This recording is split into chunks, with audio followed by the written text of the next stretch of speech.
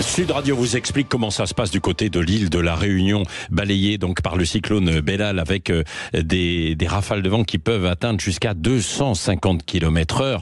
Nous sommes en direct et merci d'être avec nous avec le maire de Saint-Paul, Emmanuel Séraphin, qui est dans une cellule de crise. Bonjour. Bonjour. Bonjour, merci d'être avec nous. Je dis, vous êtes installé dans un PC, cellule de crise, pour vérifier ce qui est en train de se passer. Quelle est la situation à cette heure-ci alors ? Alors à cette heure-ci, on est arrivé dans l'œil du cyclone. C'est-à-dire à l'extérieur, il n'y a plus de vent, c'est calme plat. Je pense que c'est une période critique parce que on a l'impression que c'est terminé, mais on va passer une période où les vents vont revenir aussi rapidement. Donc sur le territoire de la commune, on a enregistré des vents jusqu'à 215 km/h et on a des précipitations qui ont atteint jusqu'à 567 mm de pluie en 24 heures. Donc les cours d'eau sont engorgés, on a des codes d'alerte qui ont été atteints. Vous le savez, depuis 6 heures du matin, heure Réunion, nous sommes en alerte violette. Ça veut dire que même les forces de secours ne peuvent pas sortir. Et donc, on attend que le météore soit passé pour revenir à une alerte rouge et pouvoir intervenir sur le territoire. Oui, alors, je vous parle, nous avons 97 personnes qui ont été hébergées. Oui, allez-y.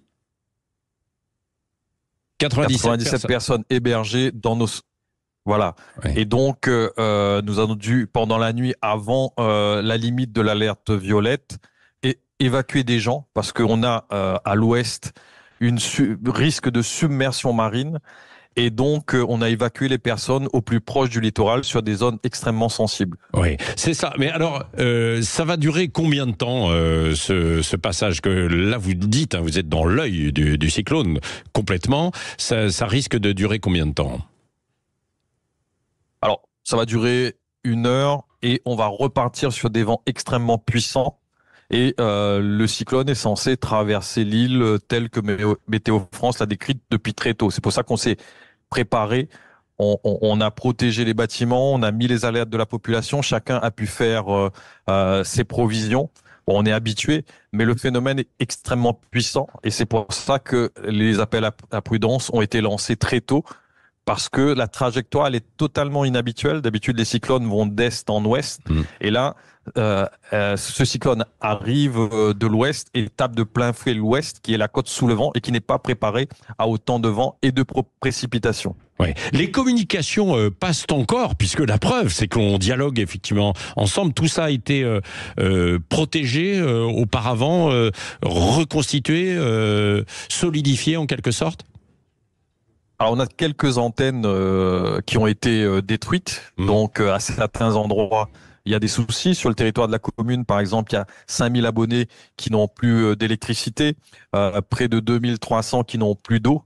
Donc on attend vraiment la fin de l'alerte violette pour que les services techniques puissent intervenir et rétablir l'eau, l'électricité, voire Internet et les télécommunications. Oui.